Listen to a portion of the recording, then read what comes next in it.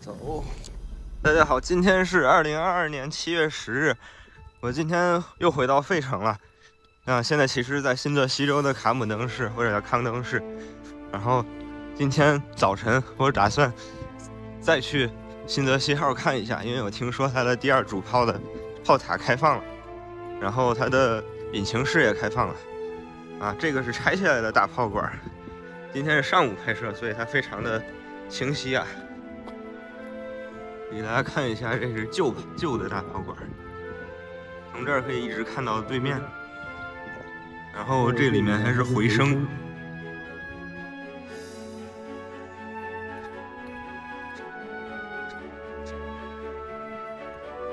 好，我们现在准备去 Ticket Office， 给大家看一下这个的介绍牌。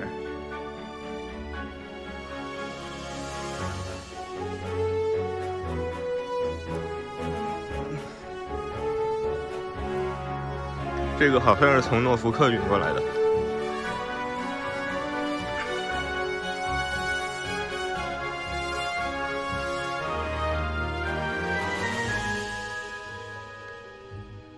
来看一下这个大主炮管，16英寸的大主炮。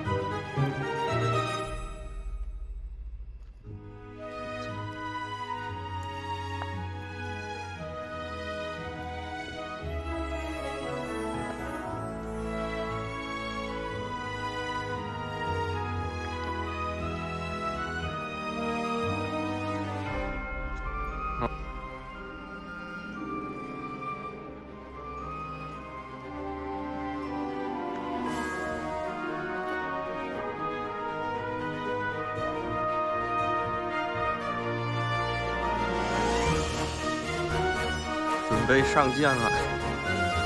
我本来是想在今天飞无人机的，但是这个地方需要提交申请才允许飞，我没有提前知道这个令以为可以临时申请，但是这个需要提前10天申请，所以今天就无法给大家飞无人机，虽然我带无人机了。不过今天呢，我打算前往我之前没有去过的那个第二主炮的炮塔下面去参观。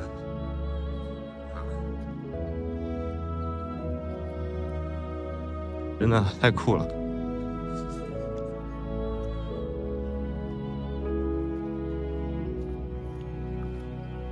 看舰尾。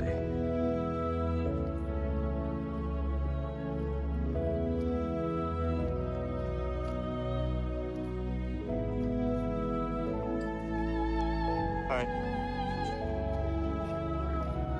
Thank you. Make a right up the stairs and over to the quarterdeck. Okay. Sure. Thank you.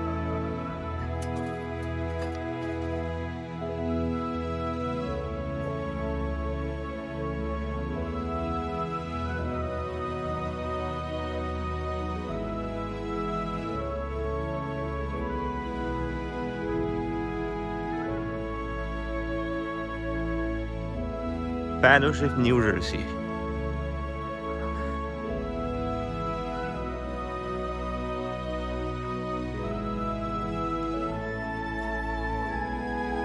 它是美国获得战斗之星最多的战列舰。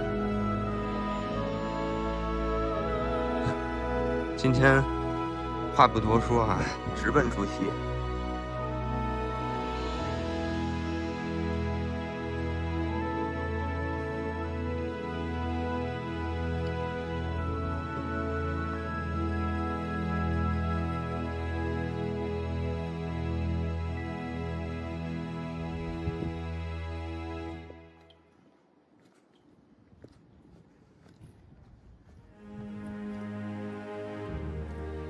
我给大家去第二主炮的下面去拍摄一下。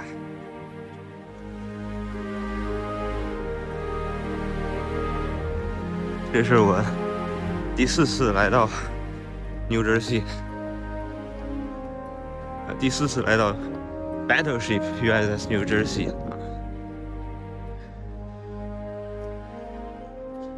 这个角度非常好，今天。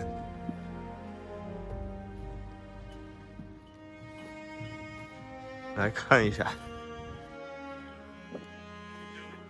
Good. How are you?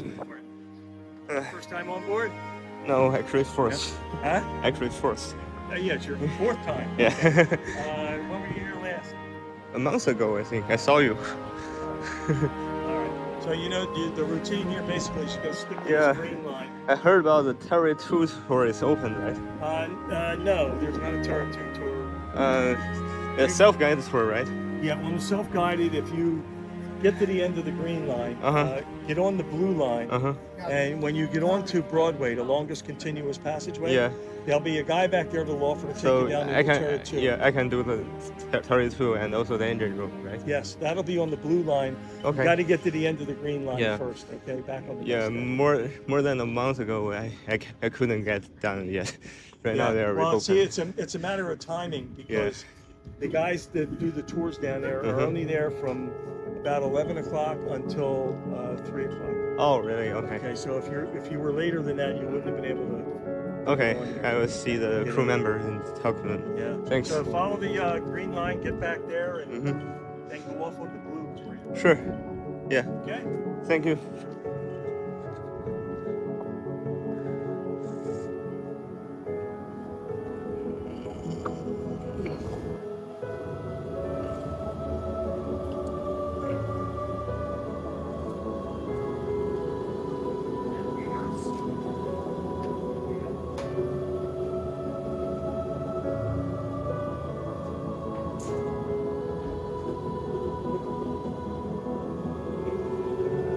第一主炮的里面现在是。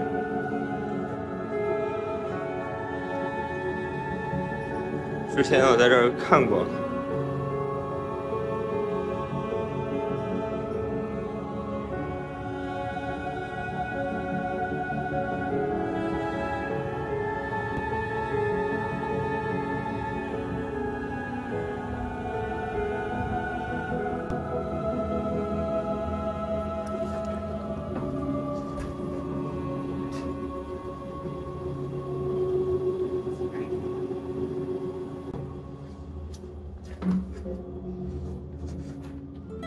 哦，这还有个传声筒 ，Turret Officer 写的。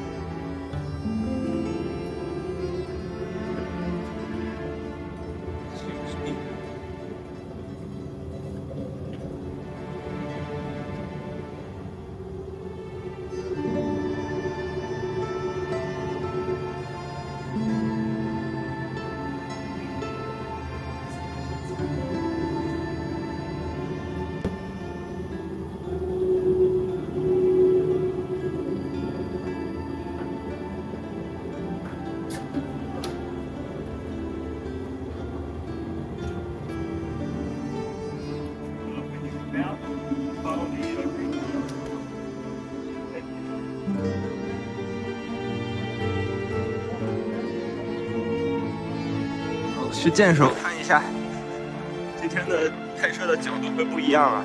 今天太阳的高度角度会不一样，所以拍摄的样子也会不一样。一会儿要从这儿下去，这是被拆掉的2个伯福斯的炮塔，然后这个是厄里孔，然后前面是舰首。舰首旗正在迎风飘扬，舰旗，海军舰旗。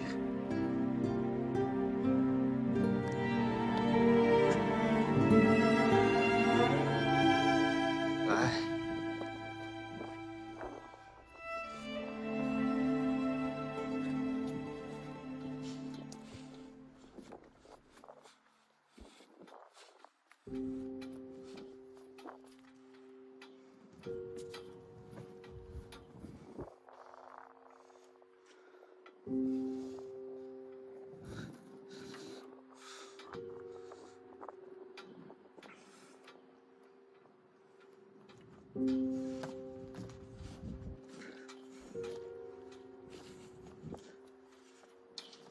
哎呀，太酷了！这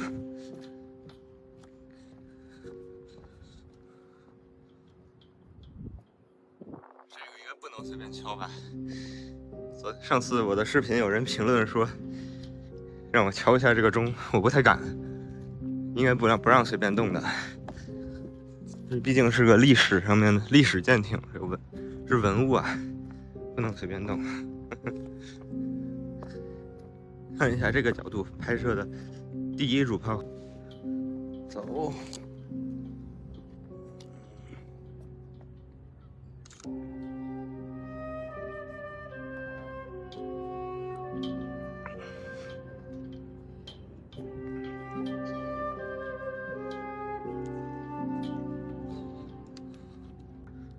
我特别喜欢新泽西号战列舰，不是因为游戏，也不是因为什么动漫人物啊，就是因为这个展览馆布展得非常好，所以我就特别喜欢来看。然后我就是旅行爱好者，然后到一个地方必打卡的景点，我一般都会去拍一个那个 vlog。像军舰这种地方也是非常必打卡的景点啊，他要求从这个地方下去。今天我就带大家来到了这个新泽西号战列舰，来二刷新泽西号。我们去这个 Terry 2 Tour 去看一下。好，我们从这个地方下到舱室。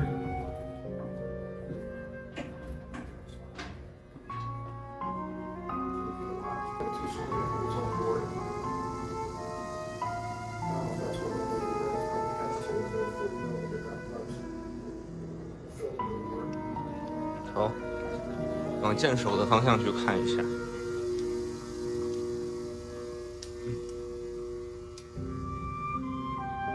这个地方我上次来的时候匆匆的略过了，所以这次来的时候好好给大家拍一下。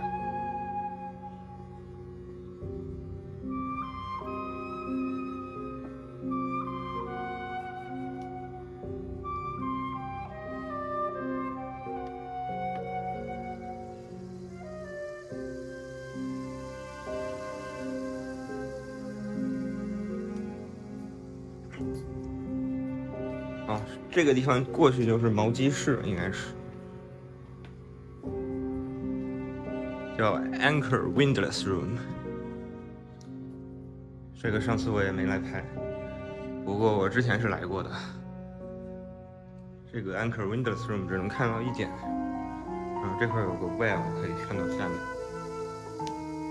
很深的地方。这个 well 下面能看到非常深的地方。现在是在第一甲板啊，我们现在在主甲板的下面，应该叫第二甲板，下面第三甲板、第四甲板、第五甲板。这也跟南达科他级的层数是差不多的啊。但这个毛机，我们最前面第二甲板吧，第二甲板的最前面，我们只能走到这儿了，不能再往前走了。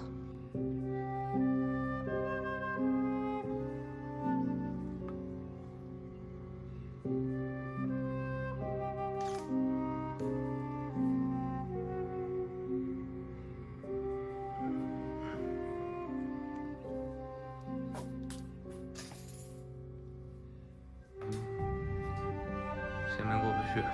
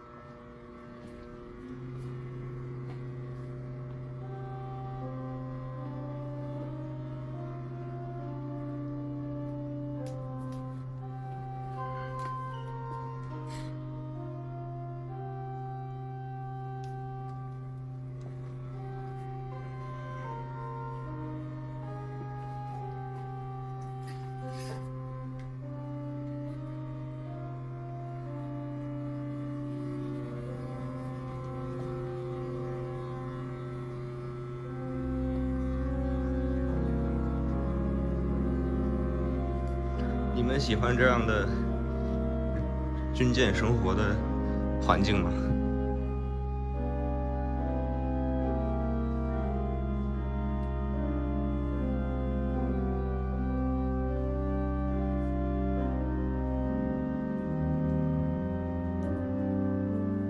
真的，新泽西号上面的 berthing 比马萨诸塞号的 berthing 要好多了。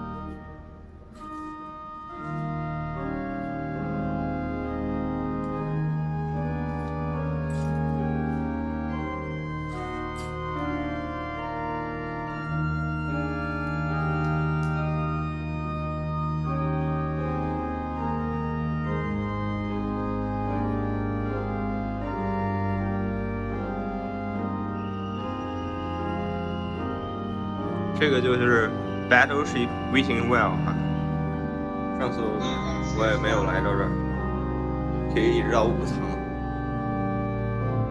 现在在1层，第1甲板。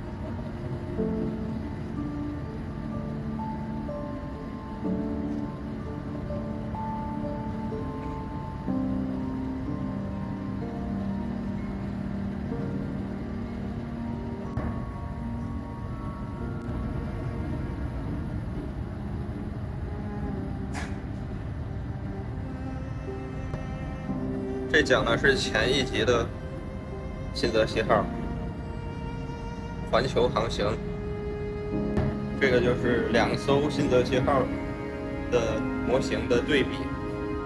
好，3艘，还有一个潜水艇。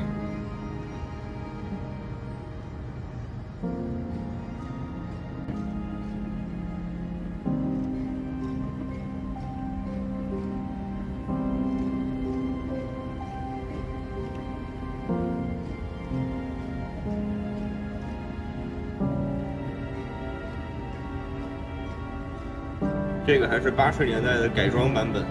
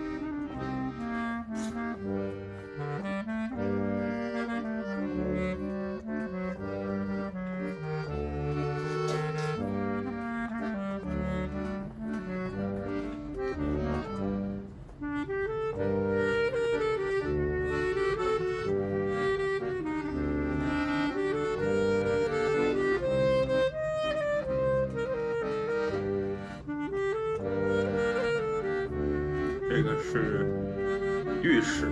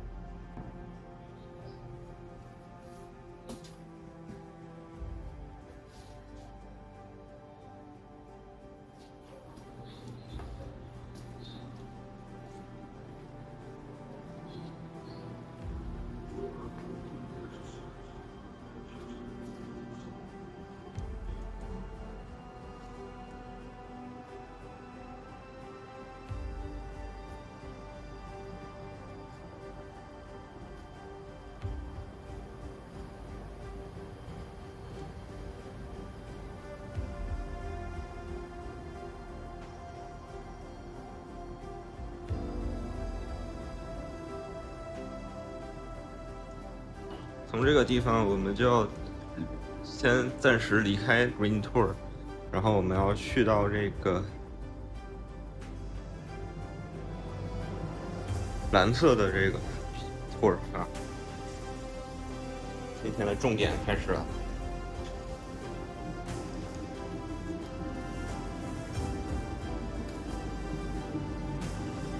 哇，这里好凉快啊！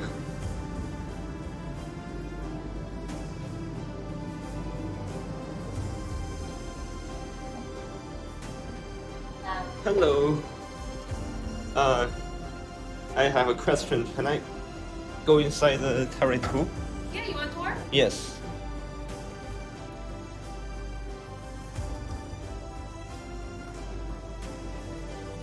Thank you. Wow, first time here. Alright, so right now we are in one of the shell decks at Turret 2. I'm taking video with you. Okay. Is it okay to be in the video or not? Yeah, that's fine. Okay, thank you. Yeah, so we can hold 212 projectiles on this deck. We have two types, high capacity and armor piercing. High capacity, we're about 5 feet tall, weigh about 1,900 pounds. Armor piercing, about 6 feet tall, weigh about 2,700 pounds. Where you're standing, part of the ship doesn't move. These two rings do move. So this ring will move as the turret moves, and this ring is kind of like your magazine. Yeah. You can move at will, 30 degrees clockwise or 30 degrees counterclockwise. Okay. What you're standing is like our primary storage. So to get things from primary storage over to the magazine, we would use something called car buckling. So the deck would be coated in a layer of like oil or grease. You put the rope around the base of the projectile, and then two guys would work together, plus this motorized crank, and it would slide it on over into the magazine. Okay.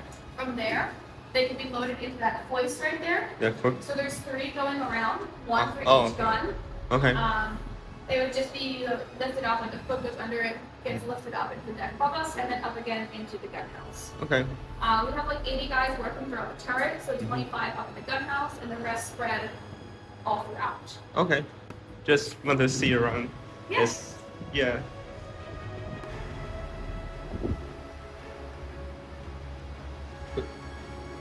Let's下去.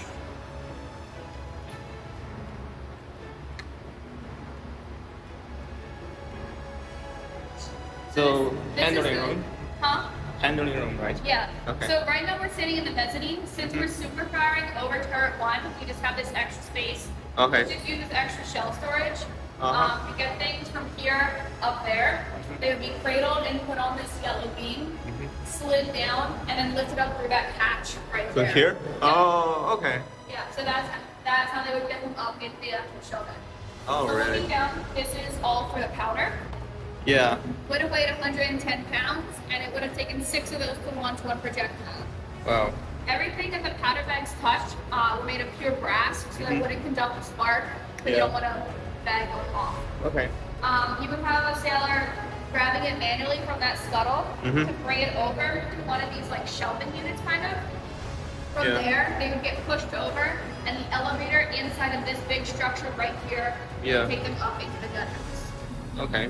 If a bag ever came down, like damaged for whatever reason, they would be put into these silver immersion tanks that would be full of water. Yeah. Yeah. The water tank in Massachusetts is outside. Really? Yeah. It's outside this. It's not inside the room. It's outside. Okay. But yeah. we cannot go inside the handling room, so I didn't check it. Yeah. So below us, and like behind us, kind of, there's more handling for the powder bags, because the powder bag storage is forward of where we're standing right now. And Before? Forward. Oh, forward. Yeah. Can we go down that place? Huh? Can we go down that place? No, unfortunately No? not. Okay. That's fine. But yeah, right around us, you can kind of see into the outer ring. There's additional handling where they would take it from the powder bag storage. Okay. To then bring it around and then put it into the scuttles right there. Okay. And you can see we have even more immersion tanks, like through this hole right here. You can see it directly across. Yeah. So that's all for the tour?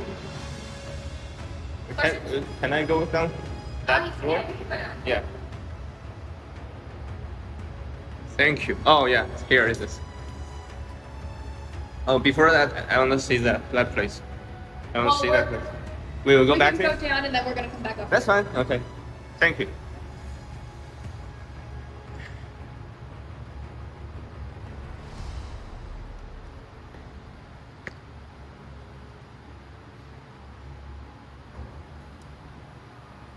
Yeah, so the power bank storage is like forward of where we're standing right now. Yeah. And then they would get brought out into here.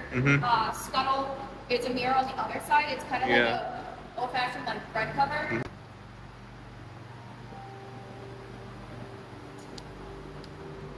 So here is a plotting room. So right now we're in forward plot. We do have aft plot. So if anything ever happens up here, it would be sent back there. Okay. This side is for our 5-inch guns, and that side is for our 16-inch guns. They basically work the same. Looks the same. Head over to this side. Yeah. So right over there, that is our switchboard. Switchboard, okay. Every type of information, wind speed, our ship speed, wind direction, ship's direction, humidity, temperature, all sent through there, and then it gets sent into this. This is our Mark 8. It's the only Mark 8 that is still working. So all the other Iowas, they still have theirs, but they don't work anymore. Wow, it's still working. Okay. Yeah. So what this would do, it would take like 60 different types of data to compute the projectile course. Yeah. So it would take like your ship speed, humidity, temperature, position on the globe, Yeah. weather, everything like that, computed right into here. Okay. This would be used for automatic firing. Uh-huh. So that would be waiting until your ship is completely stable to fire off. Yeah. And that would be done back here. Okay. This is for your stable vertical. So obviously when you're out at sea, you're rocking to and fro.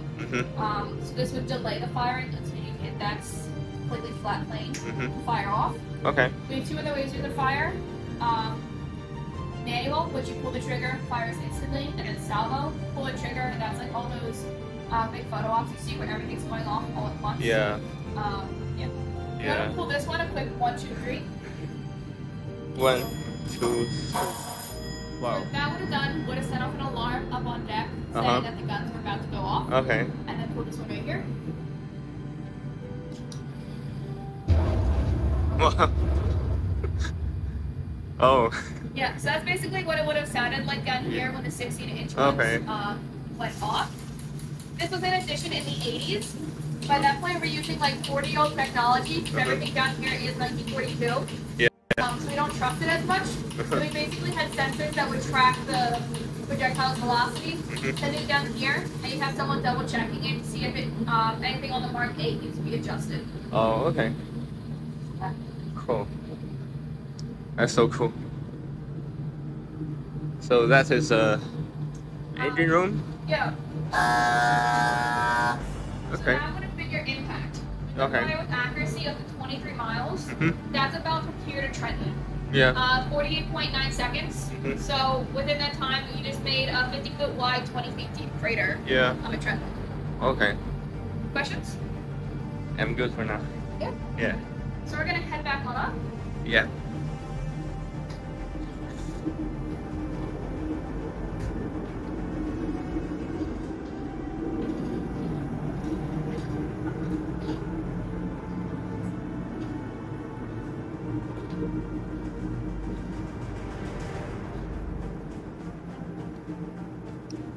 So the Blue Route's gonna continue down this way. It'll take you to Broadway.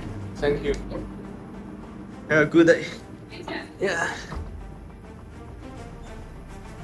好，这块结束了。我发现它的 self-guided tour 带你去到的地方，比 guided tour 去到的地方要少一些。我下次还是要 take the guided tour 啊。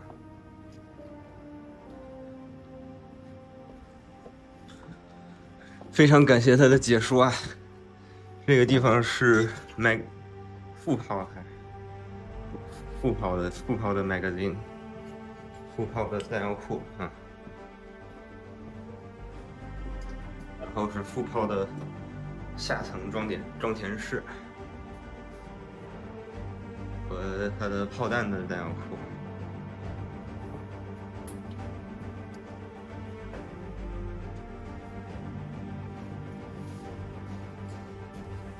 这是 Broadway 啊，从这儿开始，我所拍到的东西呢，都跟上次视频里拍到的几乎是一模一样，所以我也不知道。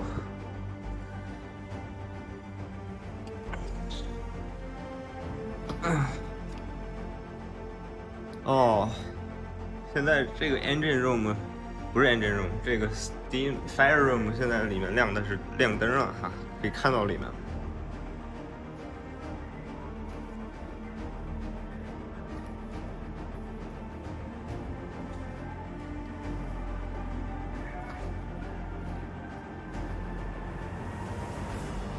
这边是 battle dressing，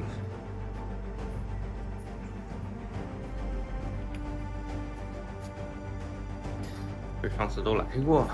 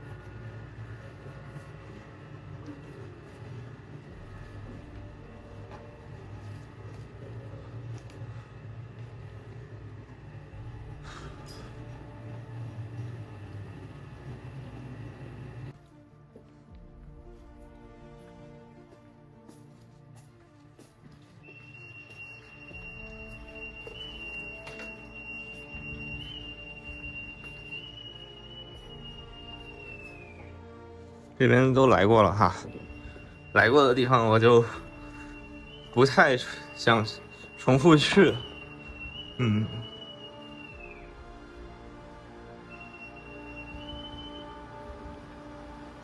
Sweepers, make your brooms, make a clean sweep down morning. Sweep down all decks, ladders, passageways, now sweepers.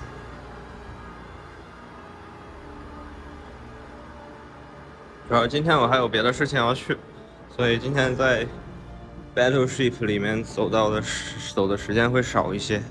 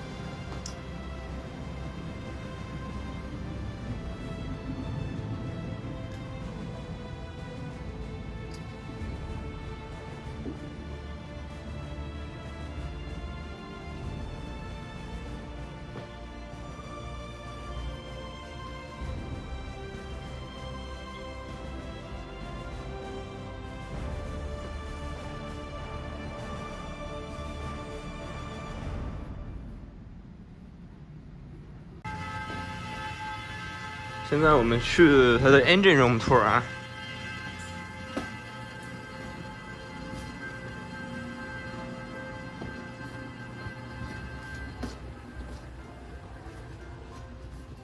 这些地方我们上次都拍摄过了，我就快速的走过了啊。如果想看这些地方的时候的朋友们，请参考上一次的视频。刚才看到的是 machine shop。我们要往下走一层啊！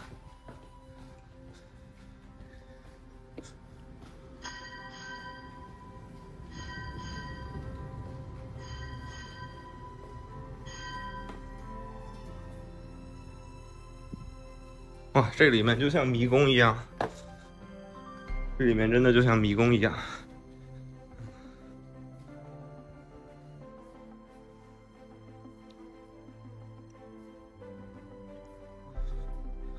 没有人在这里啊。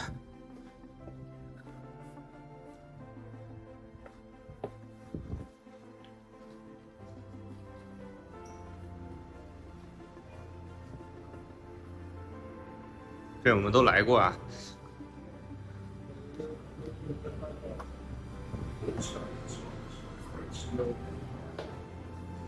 这些地方我确定我们都来过。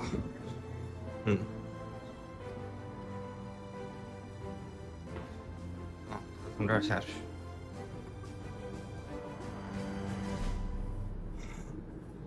再下去一起。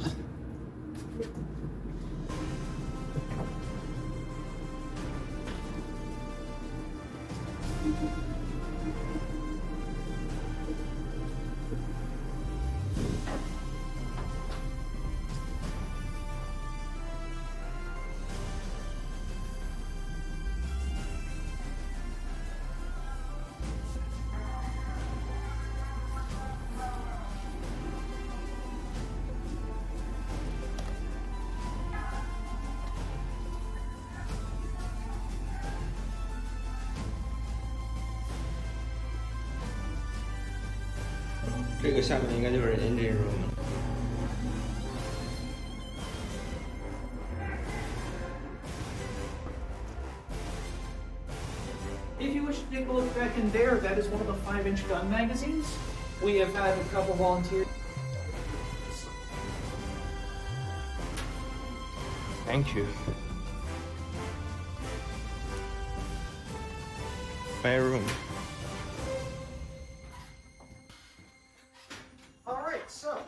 Yeah. We are currently standing inside of boiler room number 2.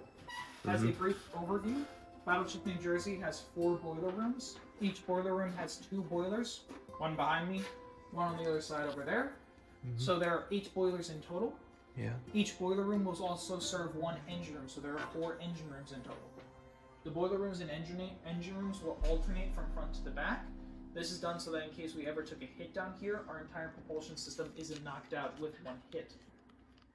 Everything on board the ship is either directly or indirectly steam powered. If you were walking along, you may have seen the 600 psi auxiliary steam lines running all throughout the overheads. The auxiliary steam powers things like our kitchen equipment, our laundries, heaters, and other sorts of like fans and stuff like that. Excuse me. All of the water that we use to make steam will be turned back into water and reused through the system. Yeah. You lose a little bit of water in that process. So our forward emergency diesel generating room and engine room 3 have equipment to turn salt water into fresh water. Not just for boilers, but for people. Salt water is disgusting. Because everything is steam powered, that includes all the systems to run the boiler. So all of our water pumps, fuel pumps, and the air blowers at the back. For this reason, we would always have 1 or 2 boilers lit and running when we were tied up in port, just in case we ever got the call, hey, we need to go to sea now.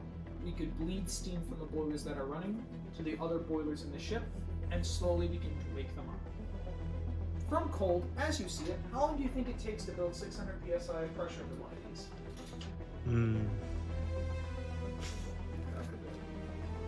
Fairly close. It actually takes 24 hours. Oh. Obviously, if you're a boiler tech, you can probably knock a few hours off of that, but if you want to do it properly and have it warm through, it would take up to 24. Okay. So this mess of tubes that you see right here is what the Navy called an economizer. I call it a feed water heater because it makes more sense. As the hot gases from the fires down below travel up that trunking right there up to the funnel, it passes by these tubes full of boiler water. This preheats the water so that when it's put into the drum, it is much easier to boil and improves our thermal efficiency. This is the actual steam drum right here. This will be filled about halfway full with water, which then circulates down and around through the tubes inside. The steam will collect in the top part of the drum, where it is either taken off as the auxiliary steam for the rest of the ship, or it is run down through the superheaters to be turned into dry steam for the main engines. Are there any questions so far? Alright, if you could please follow me downstairs.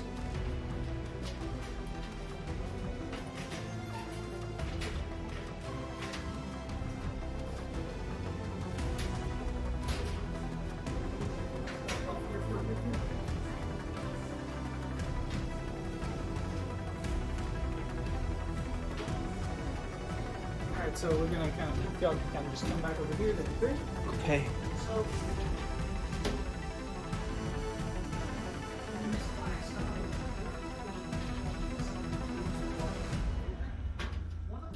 notice about these tubes is that they're not particularly large. For this reason, the water in the boilers has to be so pure that if you tried to drink it, you would get physically sick from it. This is because our body needs a bunch of vitamins and minerals, but if those are left in the water, if those are in the boiler the water turns to steam, but the actual minerals get turned solid and are left behind. This will very quickly clog the tubes, and we run the risk of damaging or exploding the boiler. I'm going to that. And we come to the fun portion.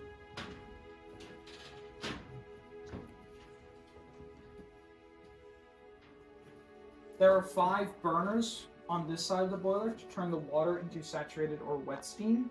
There are 4 burners on that side of the boiler to turn the saturated steam into superheated steam. For World War II, Korea, and Vietnam, Battleship New Jersey was powered by Bunker C fuel oil. This is basically the thickest, crudest oil you can get without pulling it directly from the ground. This oil needed to be preheated to 140 degrees Fahrenheit before it could actually be burned in the boiler. In the 80s, we were converted to run on marine diesel. This was done because most other ships in the Navy were powered by it, and you didn't need to preheat it as much as Bunker C to actually burn. Does anyone want to guess at how much diesel fuel we can hold in gallons? Million. You're actually fairly close. It's actually 2.5 million. Oh. We measure our fuel mileage in feet per gallon, which at our most efficient is 12. So, At our most efficient speed, which is about 15 knots, we can make about 15,000 nautical miles on one tank full. This large fuel storage also gives us an advantage because we can refuel smaller ships in the Navy. All throughout our life, small destroyers would pull up alongside us, and we could refuel them at no real cost to us. To actually light off one of these boilers, we have the light-off rod. This end of the rod would be wrapped in rags, soaked in either kerosene or diesel fuel. You take your Navy standard issue lighter that you can get from the ship's store. You'd light the rags on the end to get the fire nice and going. Then you would stick this down into this port right here. From there, you would be able to turn on some of these burners.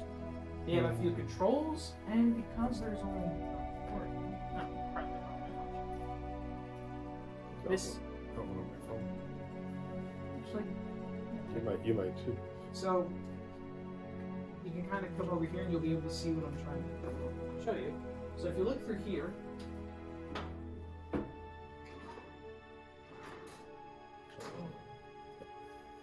Anyone else want to have a look? Yeah, he's baffled.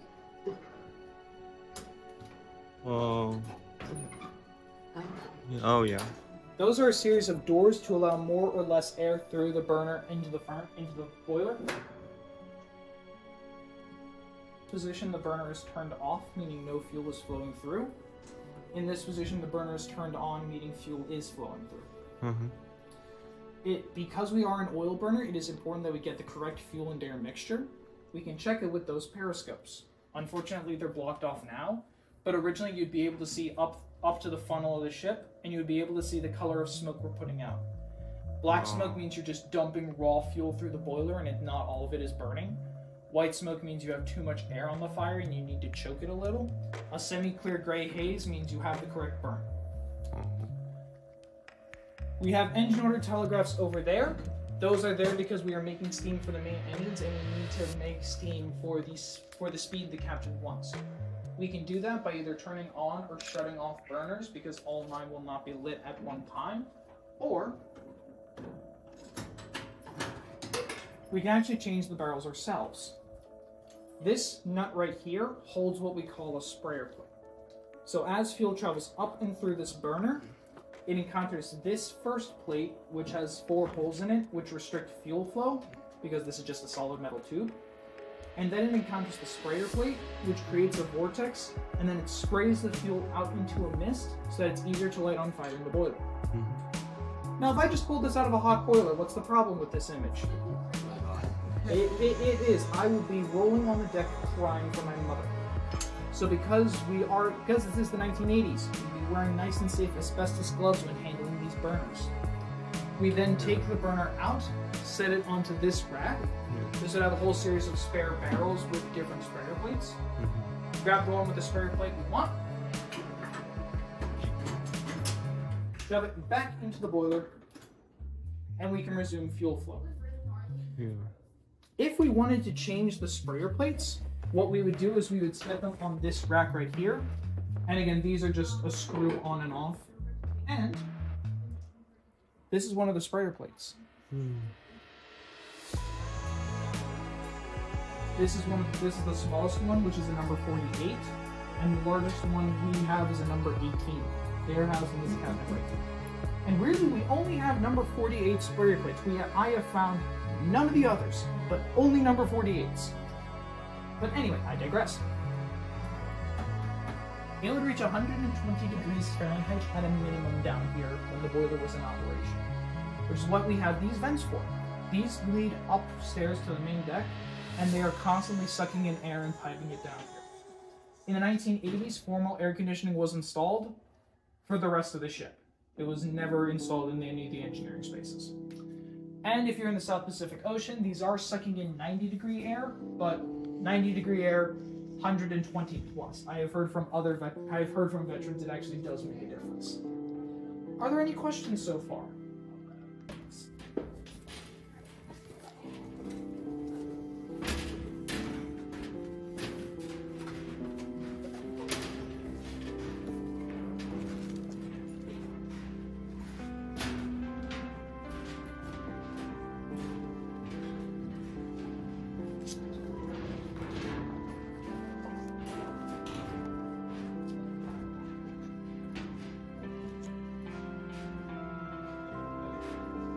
What's up?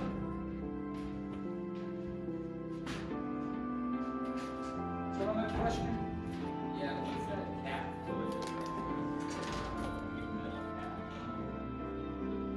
I think that, are you talking about the thing with two handles that looks kind of like a plug? I believe you basically put that in, you bolt it down, and that seals it. So, we are basically standing at the very bottom of the ship. Down in there and below your feet are the bilges where any excess water or fluids would collect. And the floor of the bilge is actually the top of our triple bottom. The triple bottom is a series of 3 plates that create 2 spaces in between. These spaces are divided into different tanks for the storage of fuel oil, boiler water, drinking water, or saltwater tanks that we can flood or pump out as ballast or for counter-flooding for damage. You'll notice all of the color coding. This was done around the time of the 1980s. This was done because so that any engineer in the fleet can come down here and they'd be able to recognize what each valve did, even if they knew nothing about battleships. If you go to a World War II era battleship, such as Alabama, Massachusetts, or North Carolina, all the valves down here are painted with the old gray color, which is how the ship would have originally looked. In the briefest overview I can give, blue is for fresh water, green is for salt water, yellow is for fuel oil, the tannish mustardy colors for the overship compressed air, and this green and red pattern is for the intra-galactic fiber. That hatch right over there is an escape scuttle, which leads directly back up to Broadway. That is there in case there's a pretty significant flooding damage we couldn't contain, or if there's a problem with the boilers that we can get out from upstairs. There are 3 water pumps over there that feed water to the boilers. 2 of them are running at one time, with the 3rd one on standby in case one of the other 2 fail. This is not encased in anything, so this is going to spin. That's why we have the barbershop or candy cane pattern depending on your outlook on life. Once this thing starts to spin, the red and the white will meld together into a pinkish color. So if you came down here and you see that it's pink, it's a good idea to duck. Any questions so far? So where's the engine room? The engine room is where we're going next. Okay. In New Jersey, the USS only tickets for the new design tour should be making their way back toward the quarterback break to the ship.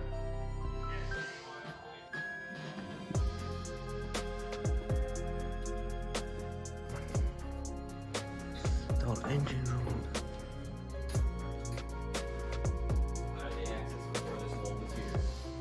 The access for this space is the exit of the tour.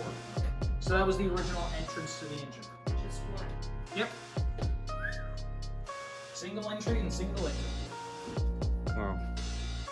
So we are now standing in the bottom of engine room 2, and we are witnessing the end of the steam cycle. These 2 drums over here are the condensers for the ship's service turbo generators. Cold seawater is pumped through a series of tubes on the inside, so that as the exhaust steam passes across those tubes, it turns back into water, which will then be sent back to the boilers and reused. That big thing right over there is the condenser for the main engines. You will notice it is significantly larger than the turbo generator. So it takes a significantly larger pump to feed it. That right there is one of the ship's sea chests. That goes through the triple bottom and it comes out with a scoop attachment, so that as the ship is moving, it is constantly sucking in water and pumping it through the condenser.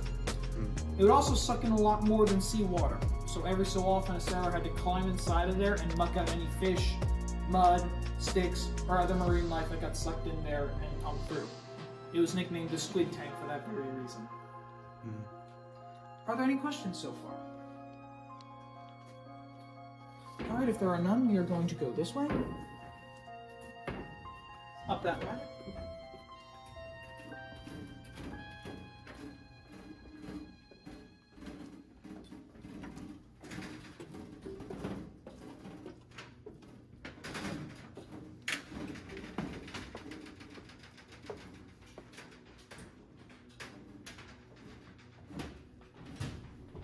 Oh, main engine. Number 4. So we are now standing in the top part of engine room 2, and we are witnessing, and this is how we generate the power. Over there are the two ship service turbo generators. Each engine room has 2 of them, and they provide all of the electrical power for the ship. Everything from the lights to the radar to the guidance systems. Back behind me over here is the actual main engine unit. It consists of a high pressure turbine and a low pressure turbine. For those that do not know, turbines work as a series of fans on the inside, so that as the steam is injected, it hits the blades of the fan, which causes the shaft to rotate, and that generates our power. The steam makes one pass through the high pressure turbine, goes up and over the large crossover pipe down to the low pressure turbine, where it will make a second pass over traveling to the condenser. Our turbines like to spin at between 4,000 and 5,000 RPM, but our propellers do not like to spin that fast, which is why we have the double reduction gearbox.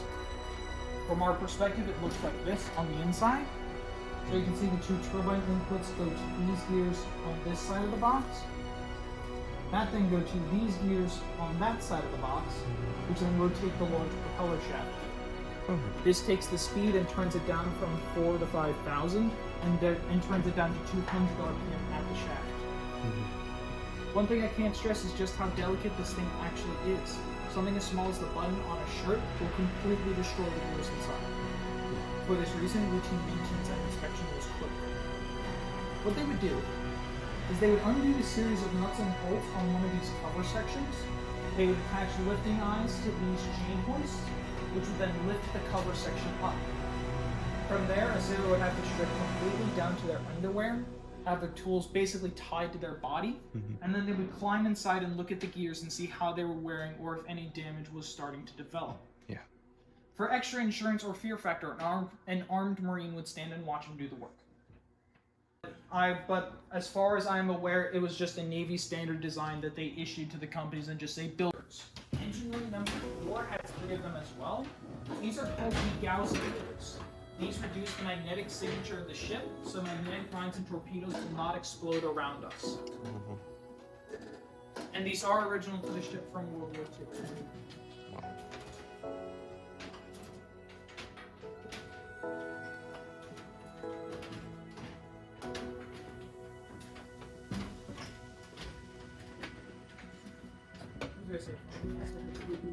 This side.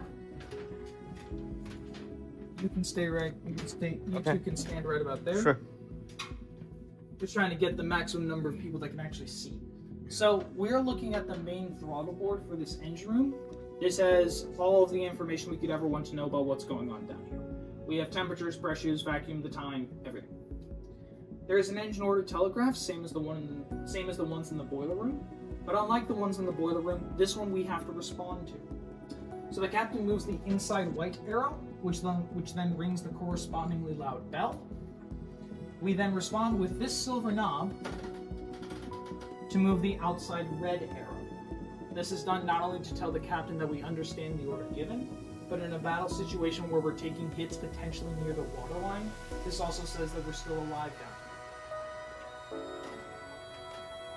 Accompanying it would be a shaft RPM the captain wants, and we have a handy chart to show what RPM corresponds to what speed.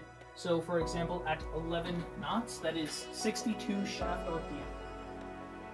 Once we get the order and respond, we will wait about 30 seconds to a minute to allow the boilermen to catch up with their dance of the burners and the fire. We will gently begin to open it.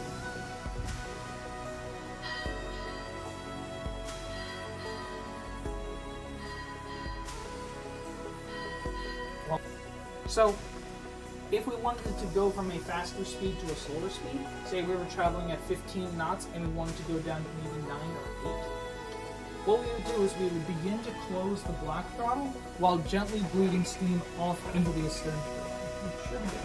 There we go.